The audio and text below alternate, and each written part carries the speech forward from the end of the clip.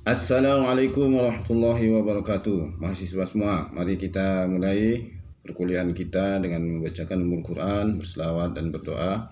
Al-Fatihah. A'udzubillahi minasyaitonirrajim. Bismillahirrahmanirrahim.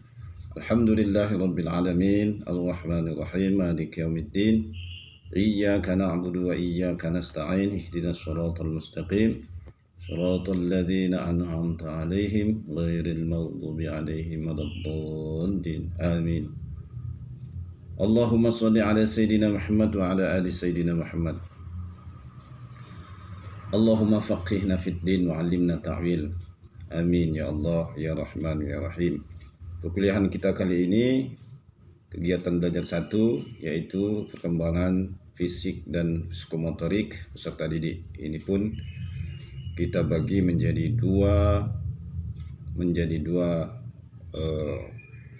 dua pembelajaran. Yang pertama indikatornya pertama adalah menelaah definisi perkembangan fisik dan psikomotor. Yang kedua, menguraikan karakteristik perkembangan fisik dan psikomotor. Baiklah, kita mulai yang pertama yaitu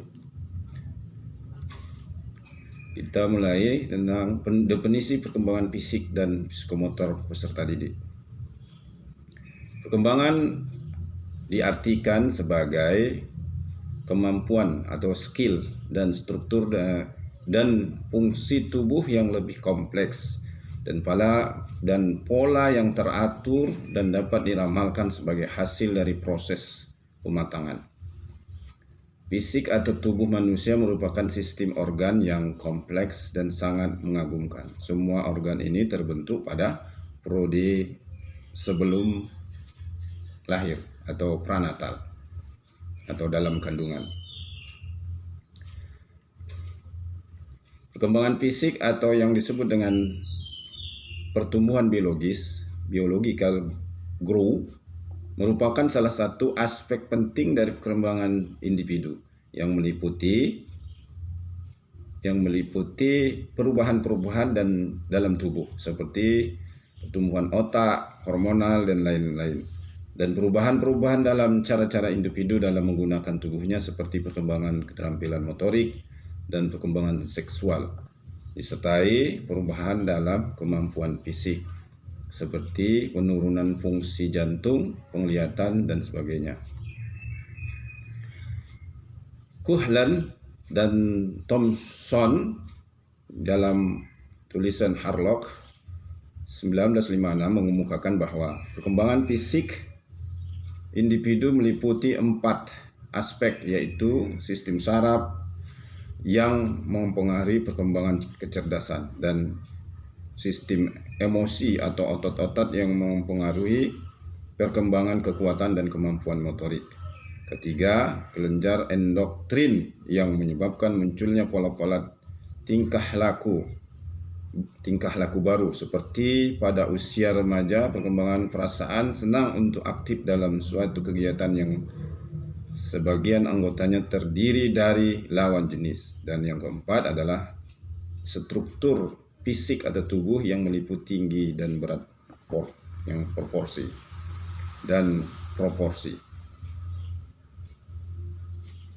Tunggu, kita hidupkan lampunya dulu biar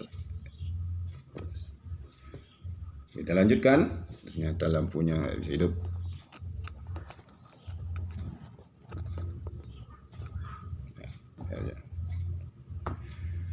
Perkembangan psikomotor adalah perkembangan mengontrol gerakan-gerakan tubuh melalui kegiatan yang terkoordinasi antara saraf pusat dan otot.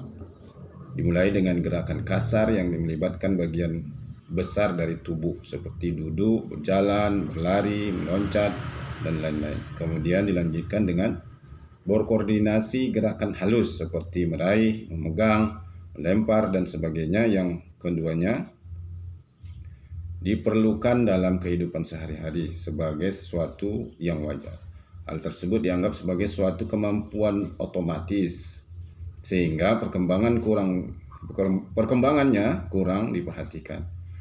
Pencapaian kemampuan tersebut mengarah pada pembentukan keterampilan. Keterampilan motorik dibagi menjadi dua jenis, yaitu pertama, ingat, ya, keterampilan motorik halus seperti keterampilan kecekatan jari,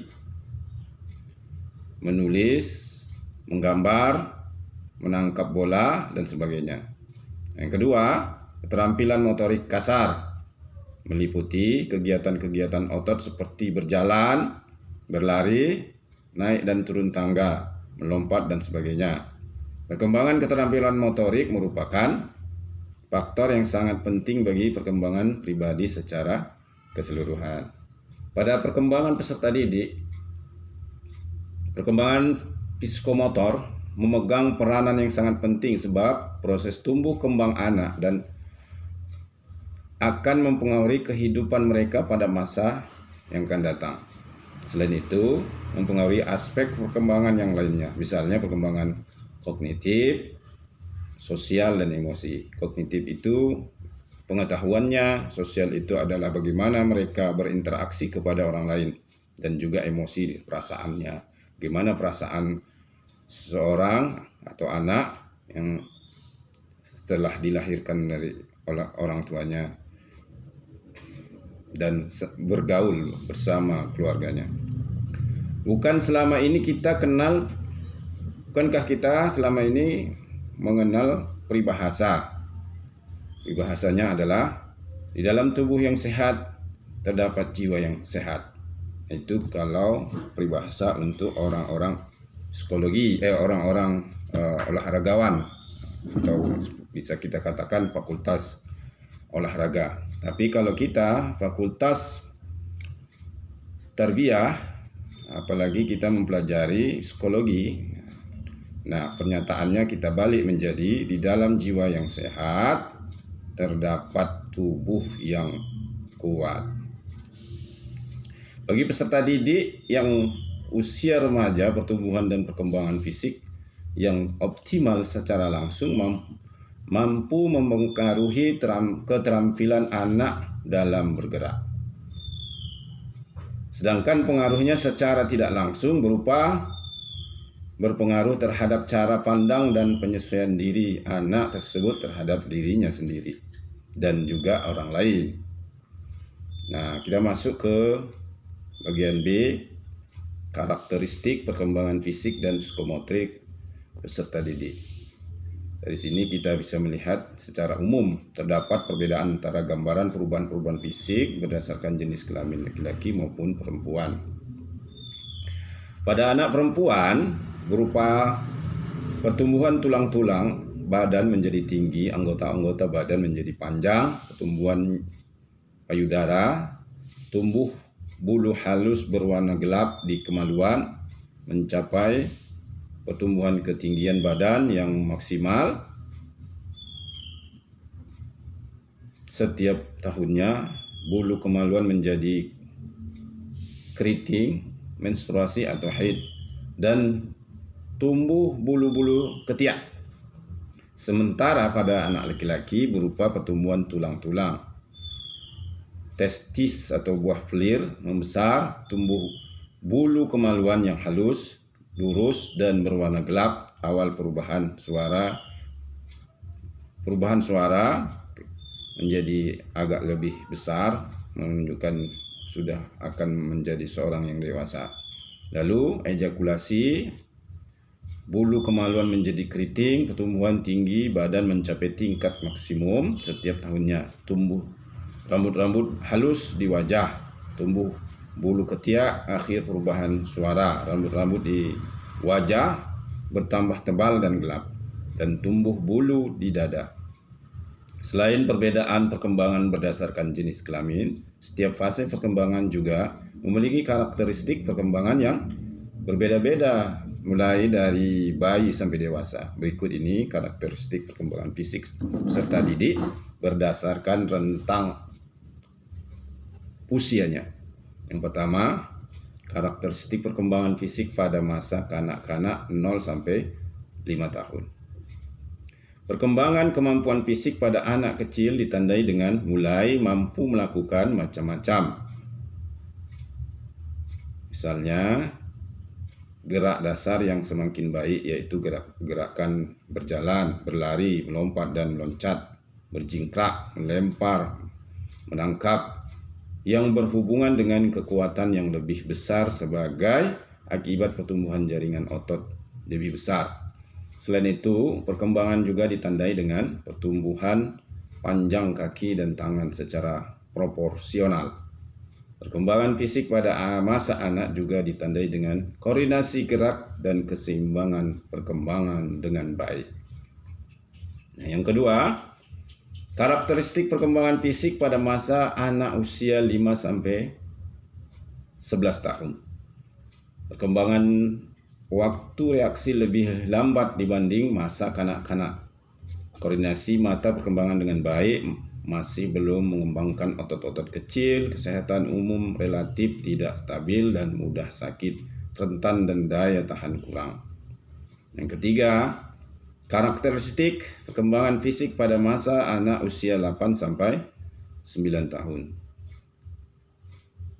Terjadi perbaikan koordinasi tubuh. Ketahanan tubuh bertambah, anak laki-laki cenderung aktivitas yang ada dan kontak fisik seperti berkelahi dan bergulat. Koordinasi mata dan tangan lebih baik, sistem peredaran darah masih belum kuat, koordinasi otot dan saraf masih kurang baik. Dari segi psikologi, anak wanita lebih maju 1 tahun dari lelaki. Keempat, karakteristik perkembangan fisik pada masa anak usia 10-11 tahun. Kekuatan anak laki-laki lebih kuat dari wanita. Kenaikan tekanan darah dan metabolisme yang tajam. Wanita mulai mengalami kematangan seksual sampai usia 12 tahun. Lelaki hanya 5% yang mencapai kematangan seksualnya. Yang kelima, karakteristik perkembangan fisik pada masa remaja. Pada masa remaja, perkembangan fisik yang paling menonjol terdapat pada perkembangan, kekuatan, ketahanan, dan organ seksual. Karakteristik perkembangan fisik pada masa remaja ditandai dengan pertumbuhan berat dan tinggi badan yang cepat sekali. Pertumbuhan tanda-tanda seksual primer atau kelenjar-kelenjar dan alat-alat kelamin, maupun tanda-tanda seksual sekunder, tumbuh payudara, haid, kumis, mimpi basah, dan lainnya. Timbulnya hasrat seksual yang tinggi atau masa pubertas. Yang keenam, karakteristik perkembangan fisik pada masa dewasa. Kemampuan fisik pada masa dewasa pada setiap individu menjadi sangat bervariasi seiring dengan pertumbuhan fisik. Laki-laki cenderung lebih baik kemampuan fisiknya dan gerakannya lebih terampil. Pertumbuhan ukuran tubuh yang proporsional memberikan kemampuan fisik yang kuat pada masa dewasa. Pertumbuhan mencapai titik maksimal. Pada masa ini pertumbuhan fisik mulai terhenti sehingga hasil dari pertumbuhan ini menentukan kemampuan fisik. Sama halnya dengan perkembangan fisik, karakteristik perkembangan psikomotorik juga mengalami perbedaan tiap tahun atau fase perkembangan. Adapun karakteristik perkembangan psikomotorik serta peserta didik dapat diuraikan sebagai berikut. Yang pertama, karakteristik perkembangan psikomotorik pada masa anak usia 3 tahun. Tidak dapat berhenti dan berputar secara tiba-tiba atau secara cepat, dapat melompat 15-24 inci, dapat menaiki tangga tanpa bantuan, dengan berganti kaki dapat berjingkrak. Begitu juga yang kedua, karakteristik perkembangan psikomotorik pada masa anak usia 4 tahun.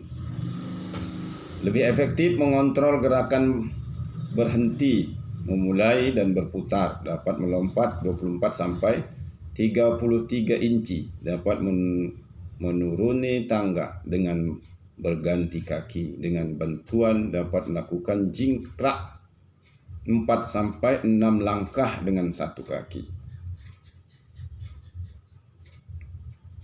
Yang ketiga, karakteristik perkembangan psikomotorik pada masa anak usia 5 tahun.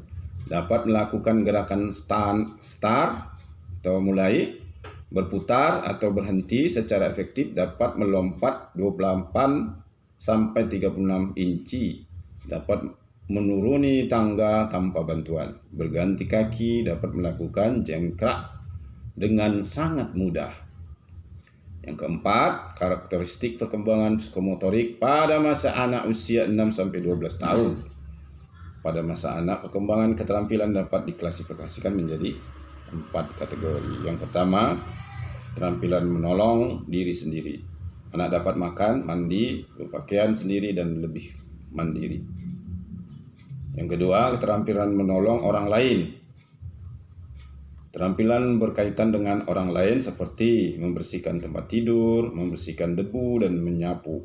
Keterampilan sekolah, yang ketiga nih ya. Keterampilan sekolah, mengembangkan berbagai keterampilan yang diperlukan untuk menulis, menggambar, melukis, menari, bernyanyi, dan lain-lain. Dan yang keempat, keterampilan bermain. Anak belajar keterampilan seperti melempar dan menangkap bola, naik seperti dan berenang. Karakteristik perkembangan psikomotorik pada remaja. Ini yang kelima dari karakteristik perkembangan psikomotorik pada remaja ya. Keterampilan psikomotorik perkembangan sejalan dengan pertumbuhan ukuran tubuh, kemampuan fisik, dan perubahan psikologi. Pada masa ini, lelaki mengalami perkembangan psikomotorik yang lebih pesat dibanding perempuan. Kemampuan psikomotorik laki-laki cenderung terus meningkat dalam hak kekuatan, kelincahan, dan daya tahan. Seperti umumnya perkembangan psikomotorik pada perempuan terhenti setelah mengalami menstruasi. Oleh karena itu, kemampuan psikomotorik laki-laki lebih tinggi daripada perempuan. Dan yang keenam, karakteristik perkembangan psikomotorik pada masa dewasa. Pada usia dewasa, keterampilan dalam hal tertentu masih dapat ditingkatkan. Puncak dari perkembangan psikomotorik terjadi pada masa ini. Latihan merupakan hal penentu dalam perkembangan psikomotorik. Melalui latihan yang teratur dan terprogram, keterampilan yang maksimal akan dapat ditingkatkan dan dipertahankan. Karakteristik perkembangan psikomotorik ditandai dengan peningkatan keterampilan dalam bidang tertentu. Semua sistem gerak dan koordinasi dapat berjalan dengan baik.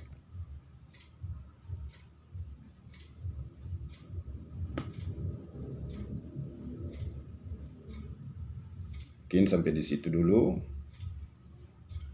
materi yang kita bisa paparkan pada hari ini. Kamu dapat menyimpulkannya.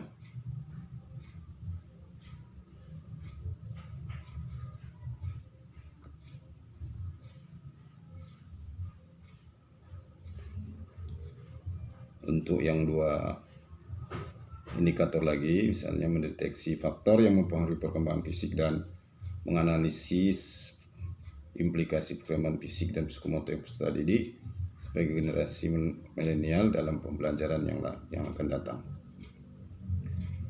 Sekarang saya akan memberikan beberapa kuis dan kamu menjawab satu saja kuisnya, lalu dibalas melalui WA grup dan kasih namamu di situ ya. Yang pertama, ada istilah pertumbuhan dan perkembangan. Kamu silahkan berikan perbedaan dan persamaan dari istilah keduanya, pertumbuhan dan perkembangan. Yang kedua,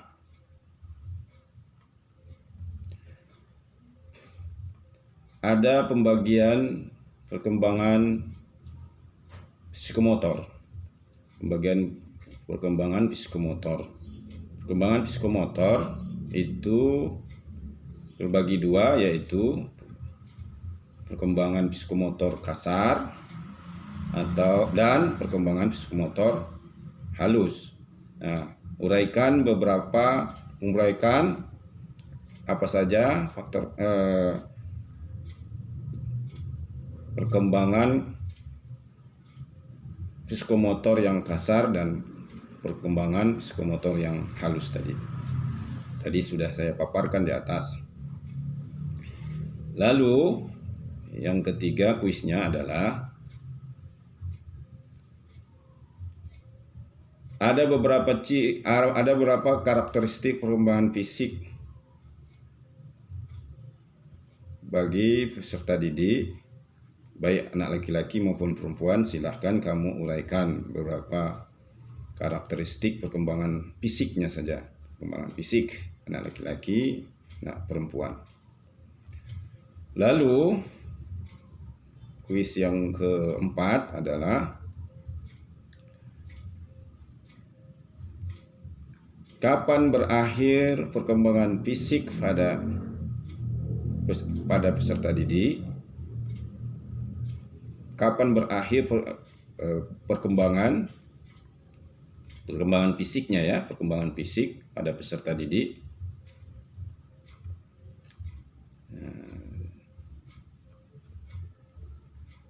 Itu yang keempat. Dan yang kelima kuisnya adalah ini masa usia PGMI, yaitu masa 6 sampai 12 tahun. Pertanyaannya adalah karakteristik perkembangan psikomotor pada masa anak usia 6 sampai 12 tahun terdiri dari, bisa kita klasifikasi menjadi 4 kategori. Jelaskan kategori-kategori itu. Ada 4 kategori. Itu pertanyaan kuis yang kelima. Demikian aja. Kamu boleh hanya menjawab satu orang hanya boleh menjawab kuisnya satu saja. Tak usah banyak-banyak. Satu orang menjawab satu kuis. Ya, kamu boleh memilihnya. Jangan sampai menjawab lebih dari satu.